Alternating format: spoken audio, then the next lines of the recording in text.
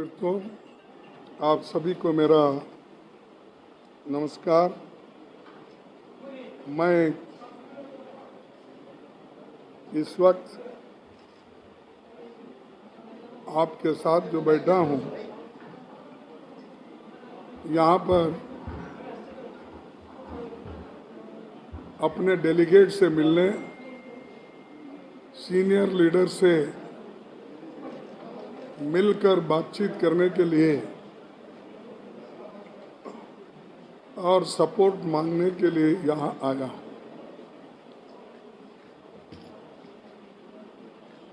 मैं जो कैंडिडेट बना हूँ, ये सभी ने मुझे एक तरह का प्रोत्साहन देके उन्होंने मुझे कैंडिडेट बना। मेरा बनने का पहले तो इरादा नहीं था। जब गांधी परिवार का सदस्य पहले ही कह चुके थे कि हम कोई इस चुनाव में नहीं आएंगे, तब सारे सीनियर लीडर्स, डेलीगेट्स, अनेक राज्यों से फोन आने के बाद मैं ये तय किया, अब तो मैं leader of opposition cabinet rank का हूँ। फिर मैं कंटेस्ट करने का मुश्किल होगा। फिर उसके बाद में मैं ये सोचा, खरगे अपने लिए सोच रहा है, देश के लिए और कांग्रेस के लिए नहीं सोच रहा है। ये बात आएगी, इसीलिए मैंने पहले त्यागपत्र दिया कैबिनेट रैंक मिनिस्ट्री से और चुनाव में उतरा, वो भी सभी के सपोर्ट से। आप सब लोग देखे हैं, जो सपोर्टर्स वहाँ खुद फॉर्म भरने के लिए आए थे और सैकड़ों प्रोपोजर्स बाहर बैठे हुए थे। इतनी बड़ी भीड़ थी। जब सारे कांग्रेस के वर्कर्स, लीडर्स, डेलीगेट्स मुझे कंटेस्ट करने के लिए प्रोत्साहन देते हैं, मनवाते हैं, तो मेरा फर्ज होता है कि कोई पार्टी के लिए मानूं।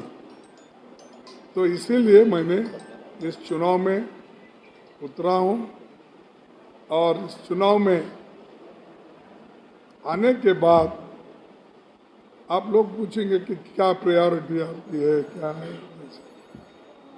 ये आप सभी को मालूम है, मेरे पास कोई नया मैनिफेस्टो नहीं है।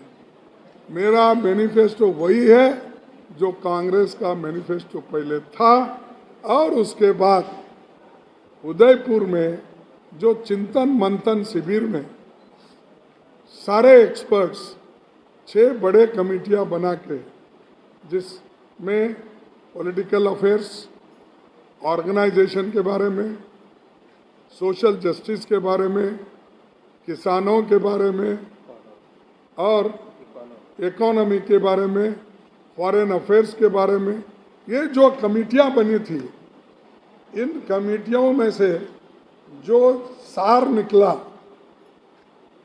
वही उदयपुर डिक्लेरेशन और वही मेरा एजेंडा है।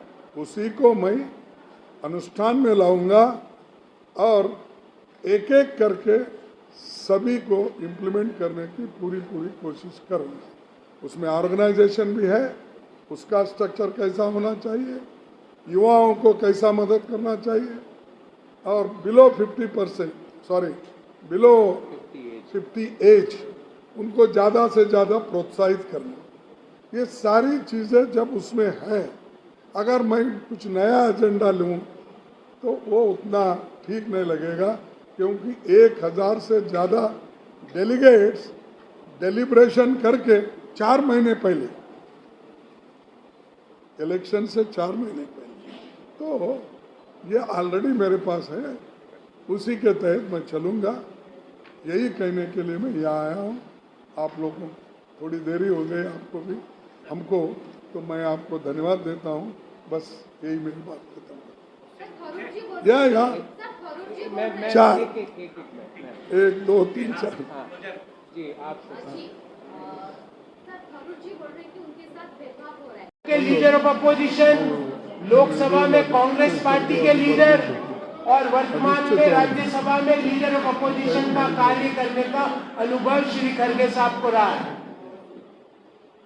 2009 से 14 के मध्य जब यूपीए 2 की सरकार थी, उस समय केंद्रीय कैबिनेट में श्रम मंत्रालय, रेलवे मंत्रालय, सोशल एम्पावरमेंट एंड जस्टिस मंत्रालय को सुशोभित करने का अवसर भी आदरणीय श्री खड़गे साहब को मिला है।